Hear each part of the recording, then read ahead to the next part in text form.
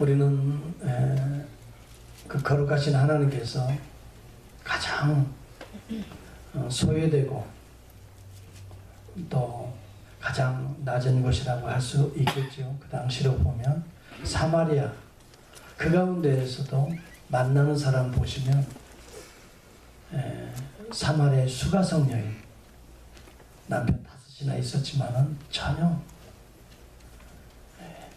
남편답지 않은, 그래서 또 결혼하고 또 이혼하고 결혼하고 5번이나, 지금 사는 남편은 아예 그렇게 결혼할 바에야 하고 그냥 사는, 그래서 사람들한테 손가락질 당하고 부끄러움 당하는 바로 그곳에 주님이 가시는 거예요.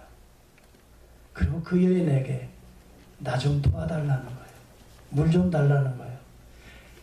천지를 창조하신 하나님께서 가장 낮은 자에게 손을 벌리시는 거예요.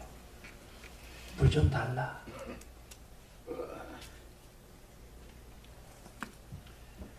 스리랑카에 위대한 신학자 데니엘 나일스가 있습니다. 그분은 이런 주님의 모습을 의도적인 자기 비움이라고 해석을 했어요.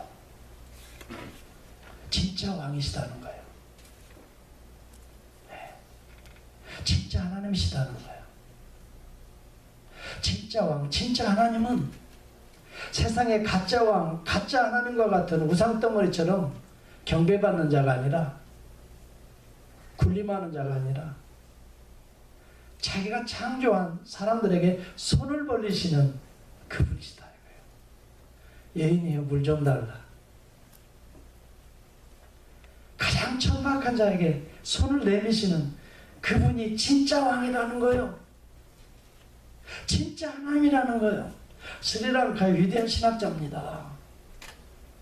이것이 바로 세상의 왕, 군림하는 자들, 허세에 머리 숙이는 자들과 다르다는 거예요. 남들은 손가락질하는 그 천박한 여인 앞에 여인아, 여인이여 물 좀 줄 수 있습니까? 하고 손 벌린다는 거예요. 자기가 지은 창조자 앞에. 저 그림이 파울로 베로네체, 이탈리아의 베네치아의 대표적인 화가입니다. 저는 저분의 가나의 혼인잔치의 그림을 지난번 제가 유럽 가면서 루브르 박물관에 들렸습니다. 그분의 작품이 거기에 있더라고요. 저는 가슴이 떨렸어요. 이야, 중세 대표적인 화가입니다. 베네치아의 대표적인 화가입니다. 여러분 미술을 공부하신 분들은 알겠지만은 파울로 베로네제,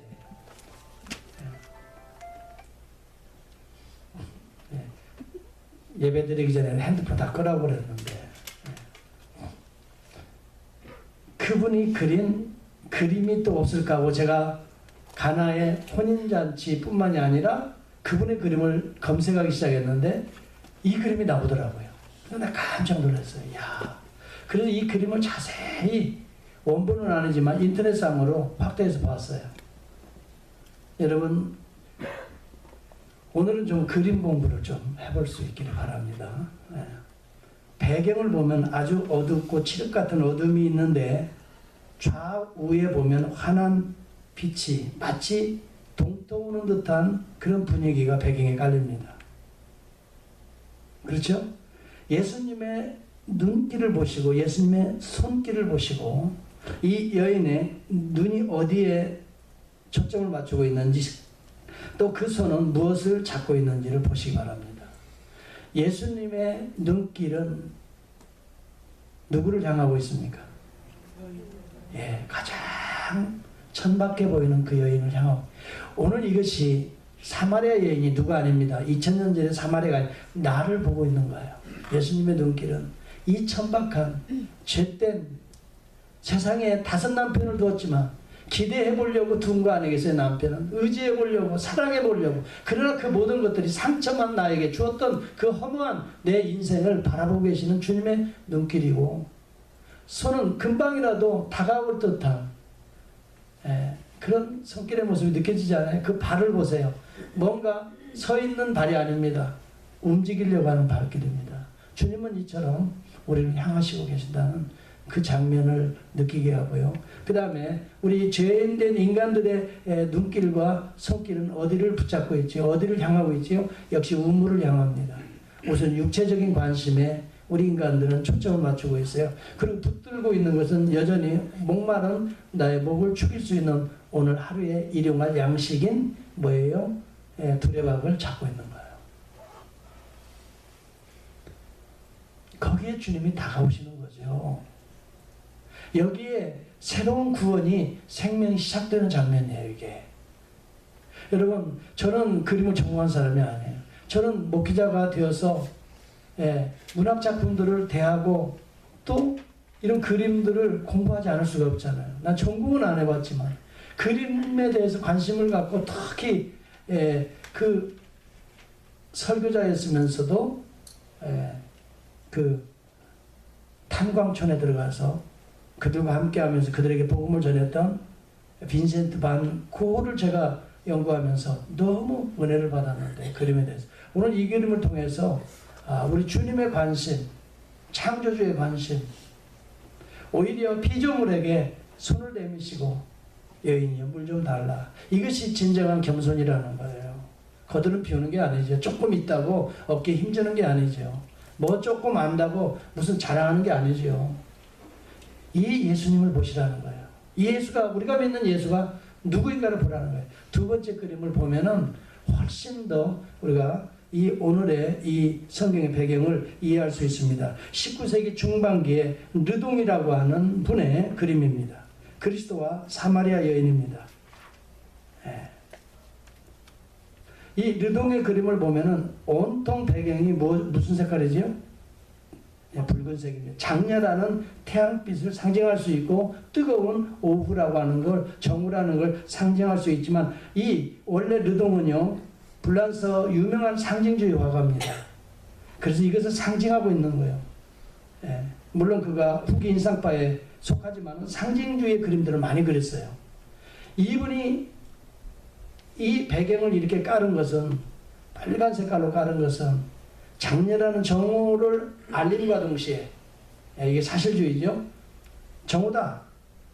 그런가 동시에 인생의 이 여인의 그 가슴에 뜨거운 뭐라고 할까 고통스러운 인생의 모습을 사실은 배경으로 깔고 있는 거예요.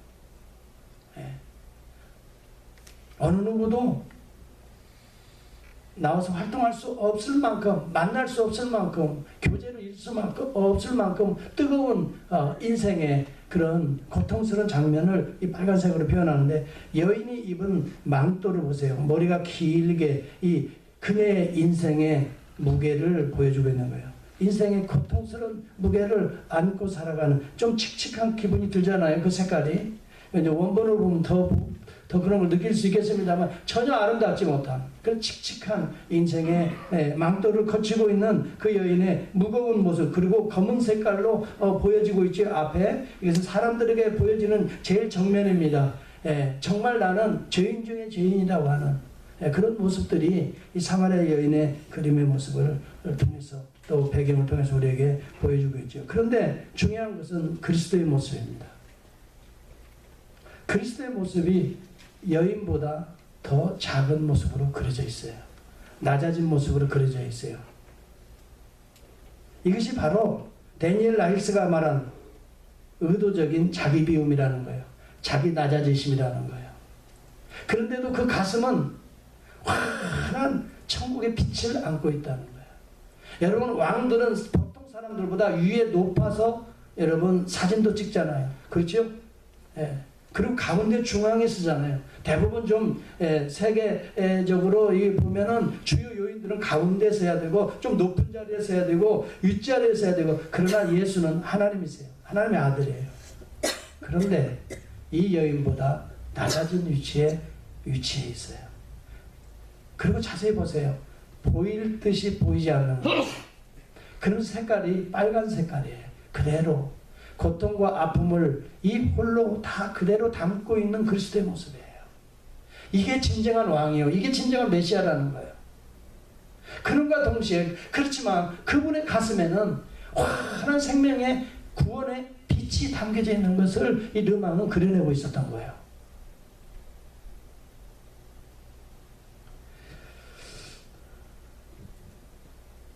데니엘 라이스라고 하는 신학자는 그런 얘기합니다. 중동의 눈으로 본 예수라고 하는 케네스 베일리의 책에서 이런 내용들이 저는 인용을 하게 됩니다. 힘 있는 자리에 앉아 섬기는 것은 섬기는 것이 아니다. 자기 과시라는 거예요. 이것은 굴림이요, 때로는 좋게 표현하면 자선일 수도 있다. 예수 그리스도는 이 땅에 와서 굴림하거나 자선을 베풀러 오신 분이 아니시다는 거예요. 주님의 고백대로 인자가 이 땅에 온 것은 섬기려 하며 섬김을 받으려 함이 아니라 그렇게 말을 했어요. 그리고 나아가서 많은 사람의 죄를 자신이 친히 대속물로 추리함이라 그래요. 이것이 빨간 색깔로 예수님이 입으시는 옷이에요. 거기에 구원이 있고 생명이 있기 때문에 오늘 예수님의 가슴을 상징하는 부분은 환한 빛이 임하는 거예요. 이것이 오늘 이 시대 교회가, 성도가 의도적인 자기 비움을 따라야 할 모습이다, 이렇게 해석을 해내고 있습니다. 저는 파울로 베네로치의 그림도 중요하지만 이 르둥의 그림에 훨씬 더 마음에 복음적이다라고 생각이 듭니다. 물론 파울로 베네로치는 중세기의 사람이기 때문에 그만큼 그리스도를 높게 그릴 수밖에 없었습니다. 그러나 이 르둥은 상징주의 화가입니다. 그만큼 그리스도의 진정한 신학적인 모습을 그려내고 있다고 저는 생각하게 됩니다. 내 남편 5이 있었으나 지금 있는 자는 내 남편이 아니니라. 이 여자가 눈이 열려집니다. 이제 보니 당신은 선지자입니다. 이렇게 고백을 했어요. 이제 보니 당신은 선지자입니다. 누가 내 과거를 다 알 수 있습니까? 숨기고 사람도 만나지 않았던 이 여인이, 그래서 한낮 정오에 아무도 와다니지 않는 그곳에 이 여인은 물은 길어서 밥은 해먹어야 되기 때문에 물길로 나온 거예요. 고통과 아픔의 무게는 사람을 대하지 못하게 했던 거예요. 혼자 숨게 만들었던 거예요. 이것은 누가 알면은 고통스럽고 알면은 부끄러웠던 거예요. 이것을 꽁꽁 숨겨두고 혼자 살았던 거예요. 자기만 만족하고 자기만 알면 됐지 하고 홀로 자기를 소유시켰던 거예요. 고립시켰던 거예요. 그렇게 오늘 현대인들이 자기 소외, 자기 고립을 가지고 살아간다라고 말하고 있는 거예요. 여러분들 지금 겉으로는 웃지만은 여러분 속에는 수없는 5 남편이 아니죠. 10 남편이라고 저는 지난 시간에 제가 말을 했어요. 10 남편이, 숨겨져 있는 10 남편이 있을 거예요. 내가 기대하는 것들이 다 남편이죠. 내가 사랑해 보려고 붙들고 있는 게 남편의 모습이죠. 이런 모습들이 다 감추어져 있지만 그것이 진정으로 만족을 줬습니까? 기쁨을 줬습니까? 정말 여러분들과 제가 의지할 대상이었습니까? 기대해 보니까 기대를 줍니까? 사람은 기대의 대상이 아니라고 하는 사실이에요. 오직 메시아를 만나지 않는 한 우리는 10 남편, 5 남편이 사랑도 기대도 우리에게 주지 못하고 있고 만족도 주지 못하고 있는 거죠. 그 예수가 사실은 만나기 위해서 우리가 나온 게 아니에요. 그 예수가 사실은 다가오셨던 거예요. 제 인생에 오셨어요. 저도 겉으로 봐서는 기고만장해 보이고, 겉으로 봐서는 대단하게 똑똑해 보이고, 겉으로 봐서는 뭔가 그래도 한몫할 만한 인물로 저도 자랐어요. 개천에서 용났다는 소리도 듣기도 했어요. 그렇게 또 그런 줄 알았어요. 저도. 그래서 누구보다도 똑똑한 줄 알았어요. 누구보다도 샤프한 줄 알았어요. 누구보다도 잘 나가는 줄 알았어요. 신학의 깊이도 있는 줄 알았어요. 그런데 그것들이 나의 얄팍한 그런 위선적인 그런 편린과 같은 그런 지식들이 사실은 나에게 만족을 주지 못해요. 여러 사람들을 만나고 교제도 하고 살아보지만은 그들에게는 항상 숨겨진 나의 이 5 남편을 보여주고 싶지 않았어요. 절망하고 붙들면 붙들수록 실망만 하는 나의 이 허전한 내 마음의 이 모습들을 들키고 싶지 않았던 거죠. 그래서 감추는 거예요. 그래도 강력하게 남을 비판했는지도 모르겠어요. 저는 학창시절 대학 다닐 때 엄청 비판력이 강했습니다. 비판을 강하게 하는 사람일수록 지금 내가 보니까 그만큼의 그 부분에 내가 숨어있는 남편이 드러나는 모습이 비판으로 드러났던 거죠. 어느 날 주님께서는 그 모든 것을 아시기 때문에 저한테 찾아오시더라고요. 그리고 이 5남편, 10남편을 다 데리고 오라고 그러더라고요. 그때 저도 소스러치게 깜짝 놀랐습니다. 주님, 어떻게 하셨어요? 그때부터 저는 엎어져서 엉엉 울기 시작했습니다. 주님 다 하시는군요. 내가 기대하고 내가 소망했던 모든 것들이 하찮은 것이요 아무것도 아니라는 것을 주님 다 하시는군요. 그러면서 주님이 그러시더라고요. 이제 내가 내게 주는 물은 그 배에서 생수의 강이 나리라. 그때부터 주님과 함께 말씀과 함께 동행하게 되는데 진정한 인생의 의미들을 조금씩 알아가게 되면서 여기까지 오게 되는 거죠. 자, 그런데요, 저는 오늘 이 사마리아 여인에게 사마리아 여인이 주님을 찾아간 것이 아니라 주님이 이 여인을 찾아오듯이 오늘도 주님께서는 가장 사실 여러분 화려해 보이지만은 여러분 마음속에는 한 남편, 두 남편, 세 남편 다 가지고 있죠. 찾아오셔서 여러분들이 만나시는 거 아니에요. 만나시고 말씀을 통해서 만나시는 거 아니에요. 말씀을 통해서 데려오라고 말씀하시는 거 아니에요. 그렇죠? 그래서 우리가 원바디 말씀 나눔에 보면은 많이들 데려오더라고요. 아, 이 사람은 이 첫 번째 남편을 데려오는 경우도 있고 두 번째 남편, 세 번째, 네 번째, 다섯 번째 나는 회개합니다. 나는 회개합니다. 나는 이것을 느꼈습니다. 하면서 이 많은 말씀을 읽으면서 원바디를 통해서 우리는 여러 숨겨져 있는 감추어져 있는 내 자신의 모습들의 남편들을 데리고 오잖아요. 그 집은 놓잖아요. 여러분, 이것이 오늘 선지자인 것입니다. 당신은 선지자입니다. 제대로 이제 보았고 참 선지자로 주님을 보았던 거고 만난 거예요. 지금 이 여인은. 여러분, 우리가 예수 그리스도 참 선지자를 만나려면 오늘 이 시대 말씀이 오늘 선지자 역할을 합니다. 말씀은 우리로 하여금 하나님의 뜻을 계시합니다. 하나님의 의도를 계시합니다. 하나님의 사랑을 보여줍니다. 더불어서 우리가 얼마나 하나님 앞에 진실하지 못했던가도 드러내시는 것입니다. 이게 선지자의 역할입니다. 여러분 히브리서 4장 12절을 13절을 찾아볼 수 있기를 바랍니다. 하나님의 말씀은 살았고 운동력이 있어 좌우의 날선 어떤 검보다 예리하여 혼과 영과 및 관절과 골수를 찔러 쪼개기까지 하며 또 마음의 생각과 뜻을 감찰하시나니 13절 중요합니다. 지으신 것이 하나라도 그 앞에 나타나지 않음이 없고. 그렇죠? 우리의 마음의 상태 5남편 10남편이 드러나지 않을 수 없어요. 말씀을 만나면, 예수님을 만나면. 예수님은 다 알고 있어요. 내 남편을 데려와라. 다 드러나게 돼 있어요. 그래서요, 하나님의 말씀을 진실하게 대하는 사람은 자신의 진실을 보게 됩니다.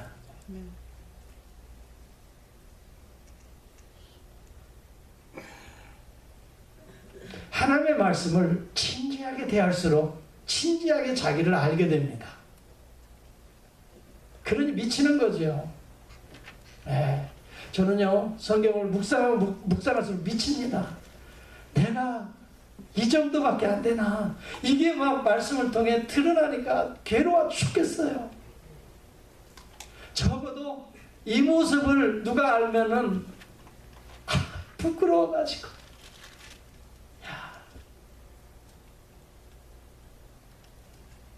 그래서 어느 때는요, 내가 언젠가 그랬죠. 여러분들에게 나는 삼류 목사입니다. 그 얘기 한 적이 있어요. 기억납니까? 저는 목사라고 하는 타이틀은 가지고 있지만 삼류 쪽 지난번 만났죠. 그 목사님이 어떤 간증 들었나요? 제가 몇 년 전에 그 기도원이에요. 내가 다음 주에 기도원 가는, 저는 매해마다 거기 갑니다. 방 하나 딱 빌려서 거기서 일주일을 묵상합니다. 기도하고 오는데요. 거기에서 내 옆방에 어느 분이 오셨더라고. 그분이 이제 아침마다 예배를 드리니까 같이 예배를 드리면서 나하고 대화가 말이 섞이게 됐어요. 그래서 그분에 대해서 알게 됐는데요. 한 여자가 또 와 있더라고요. 누군가. 관심은 있지만 그렇다고 물어볼 수도 없고, 다음에 사생활. 계약 결혼하기 위해서 이분이 오셨더라고. 이 여자. 영주권을 얻기 위해서. 세상에 나는 그 이야기를 듣고, 그래서 이 목사가 가정이 있는가를 알아보니까 다 아내도 있고 자식들도 있어요. 그 아내는 안경집을 해요. LA에서. 나중에 목사님 안경 필요하면 꼭 오세요. 그런데 내가 한 번도 안 갔지만 그런데 계약 결혼 때문에 온 거예요. 그래서 내가 그 소식을 듣고 그 목사님을 붙들고 같이 울었어요. 여러분, 이 땅에 발붙이고 산다는 것이 얼마나 힘들고 얼마나 고통스러운가를 난 그때 비로소 알았어요. 목사가 오죽하면 쫓겨나지 않기 위해서, 서류상 결혼하기 위해서, 이 여자하고 대화하기 위해서 이 기도원에 또 와가지고 좀 이러고 있어요. 그래서 내가 목사님, 그건 아닙니다. 이건 아닙니다. 아무리 우리가 힘들고 어려워도 이건 적어도 아닙니다. 이럴 수는 없습니다. 그때 그 목사님이 내 앞에서 엉엉 울면서 목사님, 저는 3년 목사입니다. 그러더라고. 저는 3년입니다. 내가 목사님 얘기 들어보니까 목사님은 1년입니다. 저는 3년입니다. 저는 그 이야기가 평생 갈 것 같아요. 그 목사님 내가 2번 만난 것도 아니에요. 예. 그런데 하나님의 말씀 앞에 내가 정면으로 대하고 나면 항상 3년인 것을 느낀단 말이에요. 그 목사님 못지않게 잿된 모습이 내 안에 숨겨져 있고, 나는 적어도 3년구나.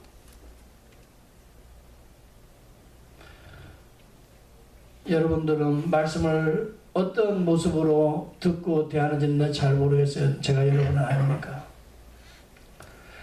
저는 하나님의 말씀을 대할 때마다 내 자신의 죄인된 모습, 이 생각, 이 감정들은 정말 어찌할 바를 알 수 없을 만큼, 사마리아 여인만큼 부끄러운 모습인데도 주님은 어김없이 매일매일 찾아오십니다. 그리고 아무개야,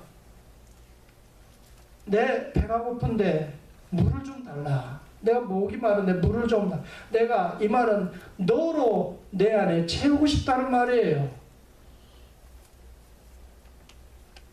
네가 주는 물로 채우고 싶다는 말이에요. 예수님도 피워져 있단 말이에요. 나의 영혼을 채워서 예수님도 기쁨을 얻고 싶어 하는 거예요. 그래서 우리 주님이 내 인생으로 개입하셔서 오셔서, 아무개야, 내가 네가 떠주는 물을 먹고 싶다는 거예요. 주님이 이 더러운 손으로, 이 더러운 마음으로, 더러운 생각으로 떠주는 그 물을 드시고 싶다는 거예요.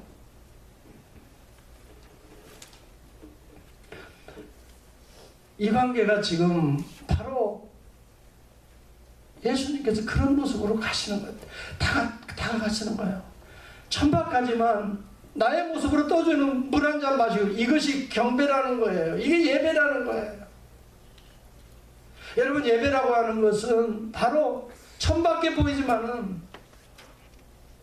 가진 것이 없어 보이고 부끄러운 우리의 모습들이 많이 있지만, 우리의 부끄러운 모습으로라도 물 한 그릇 떠서 주님 앞에 주님 드세요 하고 주님의 비어있는 그 가슴을 채워드리는 것이 예배라는 거예요. 주님은 우리를 그대로 있는 그대로 채우시기를 원하셔요. 그래서 물 좀 달라는 거예요. 물 한 모금 마시기 위해서가 아니에요. 우리 주님은 원래 부유하신 분이지만 우리를 위해서 자기로 비우셔서 가난하게 되셨다라고 성경은 분명하게 이야기하는 겁니다. 여러분, 그래서 우리로 하여금 오히려 부유하게 하시기 위해서 우리의 천박한 거, 우리의 더러운 거, 우리의 나태하고 음란하고 우리의 그 물질에 대한 그 더러운 욕심으로 가득한 우리의 것들을 떠서 주님께, 주님의 십자가 앞에서 여러분 다 부어드리고, 그 다음에 우리에게 보혈로 하늘로부터 내리는 생명의 은혜로 우리를 채워주시기를 원하시는 이 커뮤니케이션이 바로 예배라는 거죠. 우리가 드리는 것들이 뭐 대단한 것은 아니에요. 볼품없는 것들이죠. 그렇지만 우리가 신령과 진정, 영, 이 영이 무슨 말이에요? 원래는 성령이에요. 그런데 대문자가 아니고 소문자 영이에요. 소문자는 우리의 영이에요. 하나님과 소통하는, 성령과 소통하는 우리 안에 내재되어 있는 공간을 스피릿이라고 그래요. 영이라고 그래요. 하나님을 만날 수 있는 공간, 그걸 영이라고 그래요. 작은 스몰자예요. 존귀하신 성령은 대문자였어요. 스피릿. 하나님을 만날 수 있는 공간을 하나님께서 우리에게 주셨어요. 이것을 요구하는 거예요. 그러나 예루살렘은 하나님을 만나려고 오기는 오지만 하나님은 우리에게 부여해 주신 이 거룩한 만남의 영으로 만나는 것이 아니라 물질로 만난 거예요. 11조 드렸습니다. 몸으로 만난 거예요. 내가 이렇게 봉사했습니다. 나는 이런 직분입니다. 영으로 만나는 거예요. 나는 적어도 목사입니다. 바리새인 중에 바리새인입니다. 나는 적어도 이런 존재입니다. 아니다는 거예요. 의와 인과 신은 버렸도다라고 말하는 거예요. 하나님은 우리의 영으로 만나기를 원하셔요. 하나님의 영이세요. 영으로 교제하기를 원하셔요. 그러나 예루살렘 사람들은, 유대인들, 정통 유대인들은 예루살렘 산에서 세워진 성전에서만 예배드려야 예배라고 믿었던 거예요. 아니다는 거예요. 그건 사마리아인들은 예루살렘의 성전에 올 수 없으니, 같이 동참할 수 없으니 그리심산, 옛날에 모세 때 축복의 산으로 하나님께서 명했던 그 울창한 산, 그 축복의 산, 명산, 영음이 있는 산같이 여기는 그런 산에 성전을 세워놓고 로컬과 지방신을 섬겼던 거예요. 이 산도 아니다. 다시 말하면 오늘 위용과 모든 직분과 모든 우리 헌신의 외적인 모습들은 가득 채워져 있지만 의와 인과 신, 영은 없는 오늘 이런 형식주의적인 예배도 하지 말고, 이 산도 말고, 교회에 나와서 세속적인 로컬과 부가 필요합니다. 명예가 필요합니다. 건강이 필요합니다. 이번에 어디 대학에 입시가 필요합니다. 내가 이번에 이런 돈이 필요합니다. 하는 로컬 가수로 이 사마리아 이 그리심산에 세워진 그러한 명산에서 마치 예물 드리고 뭔가를 얻어내려고 하는 이러한 그리심산의 예배도 아니다. 이것도 이 산도 저 산도 하지 말고 진정 하나님을 만나는 것이 예배인데, 이 예배는 신령과 진정, 진리를 담아내는 것이 예배다.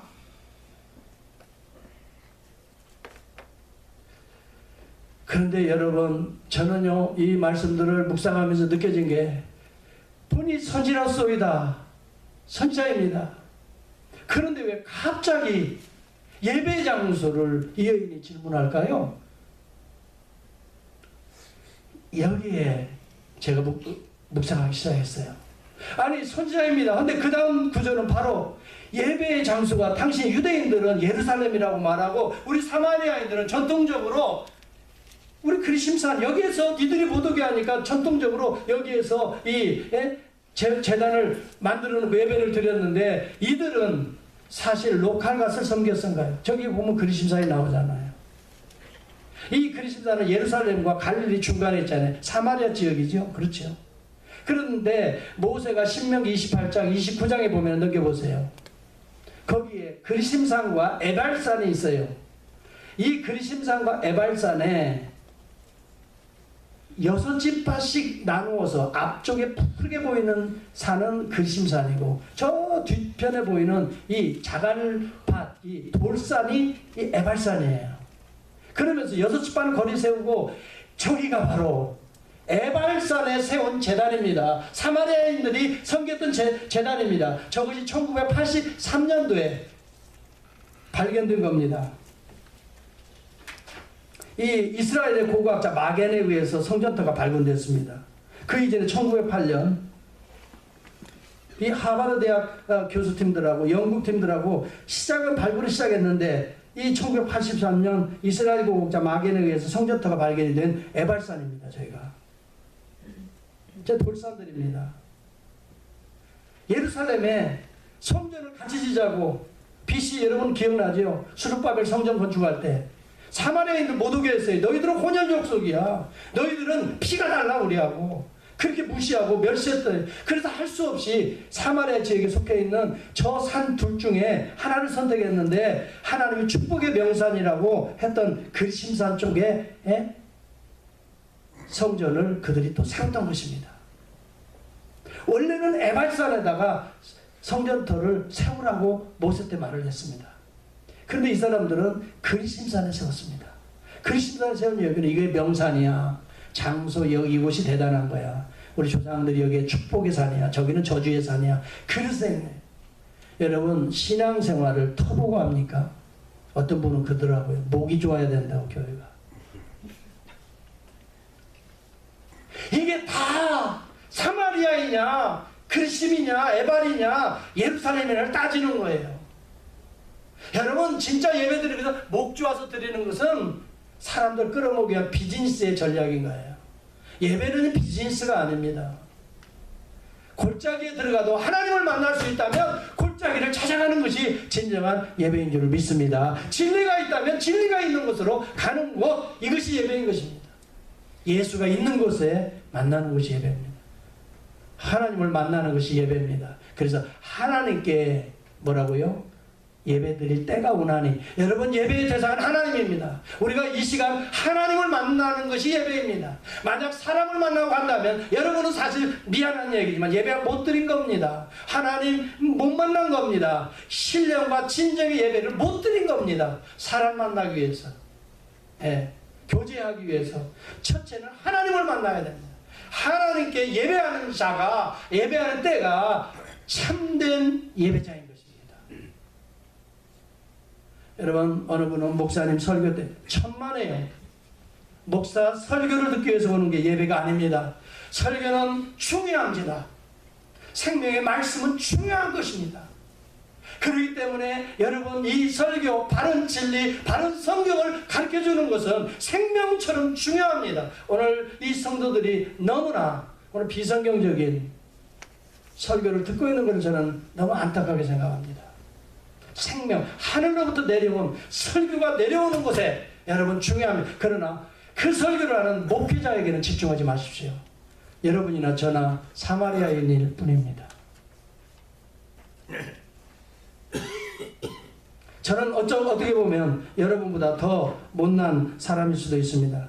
19세기 중엽에 헨리 비치라고 하는 유명한 목사님이 계십니다. 혹시 여러분 언클 탐스 케빈이라고 하는 책을 쓴 기억하십니까? 언클 탐스 케빈. 우리 한국말로 하면 탐 아저씨의 오두막집이라고. 스토브인이 있었죠? 그분의 오빠입니다. 그 아버님도 목사님이었습니다. 이 문학에 상당히 뛰어난 가문입니다. 이분이 문학적인 걸 많이 알기 때문에 설교가 대단하게 인기를 끌었습니다. 사람들이 얼마나 많이 몰려오는지요. 그런데 어느 날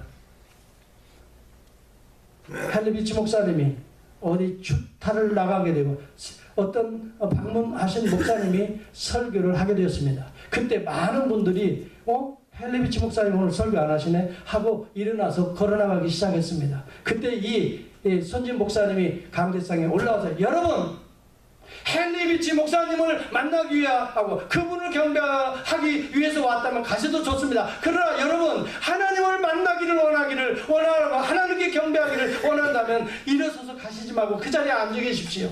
오늘 저와 여러분 하나님을 만나야 됩니다. 하나님께 경배해야 됩니다. 일어섰던 가던 사람들이 다시 부끄러워서 돌아왔습니다. 사람을 만나는 것이 아닙니다. 여러분, 사람을 만나면 사람에게 실망할 수밖에 없습니다. 사람은 여러분에게 기대하지만은 5 남편 중에 하나일 뿐입니다.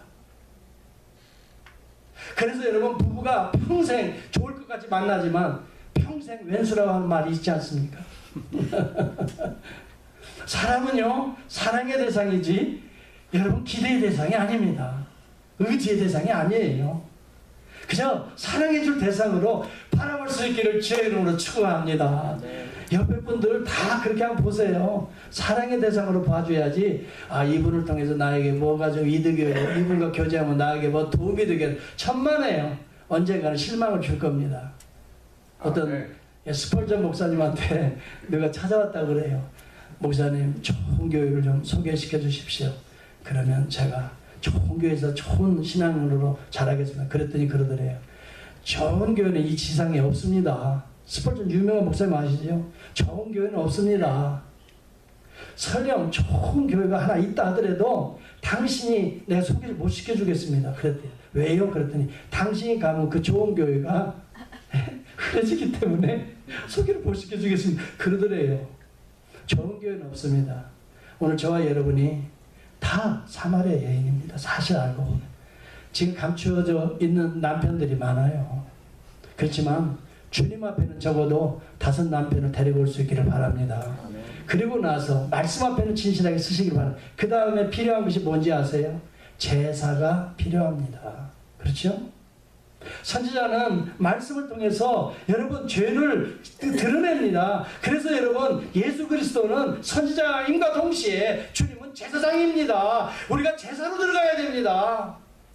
선지자를 통해서, 말씀을 통해서, 원바들을 통해서 저와 여러분들이 우리의 죄성이 드러나고 우리의 부끄러운 것이 드러나고 5 남편, 10남편이 드러나고 난 다음에는 소화, 그 다음에는 어떻게 해야 할까요? 그 다음에는 자연스럽게, 그러면 이 죄를 씻고 대속하고 새롭게 만들어줄 제사를 드릴 수 있는 곳이 어디인 것입니까? 여인은요, 너무 자연스럽게,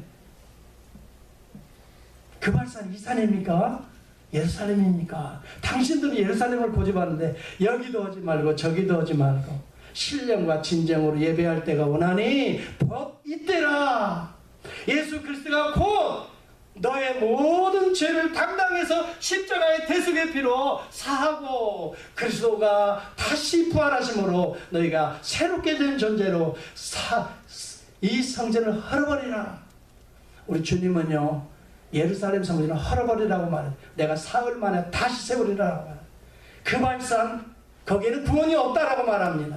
그렇죠? 그래서 원래 구원은 예루살렘으로부터 나왔으나 이 예루살렘 성전도 헐어버리라고 말합니다. 그리고 여러분, 그 발사는 그건 제사가 아니라 너는 알지 못하는 신에게 경배하는 것이라고 그 발산 예배를 하나님은, 주님은 정확하게 지적하셨어요. 여러분, 저와 여러분, 그 발산의 예배도 아닙니다. 예루살렘 예배도 아닙니다. 신령과 진정의 예배만이 하나님이 받으시고 바로 그렇게 예배하는 자를 하나님은 찾고 계신다라고 성경 말합니다. 우리가 어떤 모습으로 왔든 상관없어요. 예배자를 만나면 되는 것입니다. 예수 그리스도는 트루 워시퍼입니다.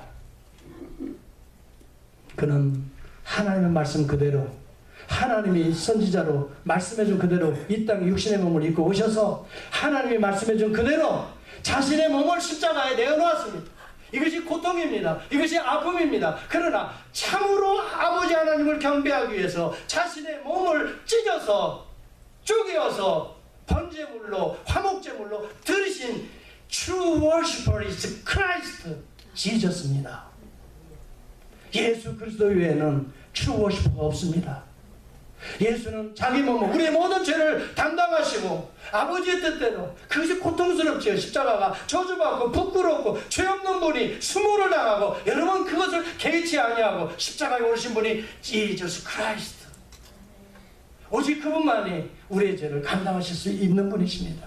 오늘 예수를 만날 수 있기를 주의 이름으로 축원합니다. 그를 만나 그의 이름으로 하나님을 경배하는 자만이 오늘 우리의 영, 더러워진 영혼이 보혈로 씻어지고 하나님의 영혼을 담고 그래서 우리가 하나님의 영을 담아내는 용기가 성전이라고 말합니다. 너희 몸이 성전인 줄 어찌 심령, 비워진 심령, 사마리아의 이런 진리 없는 비진리, 이러한 비진리에 헛된 제사에 로컬 가사에게 경배하던 그 비진리를 어떻게 해요? 다 씻어버리고 세상이 주는 여러분 성공, 우리는 성공을 위해 사지 않습니다. 미안한 이야기지만 성공 우리의 목표가 아닙니다. 그리스도의 영광이 우리의 목표입니다. 내가 희생해도 어려워도 힘들어도 주님의 영광을 받는다면 기꺼이 그 길 가는 겁니다. 이것이 그리스도가 참된 트루 워시퍼가 우리에게 보여주신 것입니다. 그분은 아버지 이 잔을 신앙하게 하옵소서. 그렇지만 아버지의 뜻이거든 내가 감당하겠나이다. 때로는 우리가 인간이기 때문에 그런 갈등이 있습니다. 그러나 트루 워시퍼 예수 그리스도를 바라볼 수 있기를 바랍니다. 그는 자기의 뜻을 고집하지 않았습니다. 아버지의 뜻에 복종시키셨습니다. 그 십자가의 죽으십니다. 거기에 하나님이 받으시고 거기에서 부활의 영광을 시작하셨던 것입니다. 진정한 구원과 생명은 바로 십자가에서 죽음에서 시작됐던 것. 이것을 그리스도의 승귀라고 말하는 것입니다. 우리가 스스로 일어나는 것이 아닙니다. 우리가 죽을 때에 하나님께서 우리를 일으키서 살게 하시는 것입니다. 기도하겠습니다.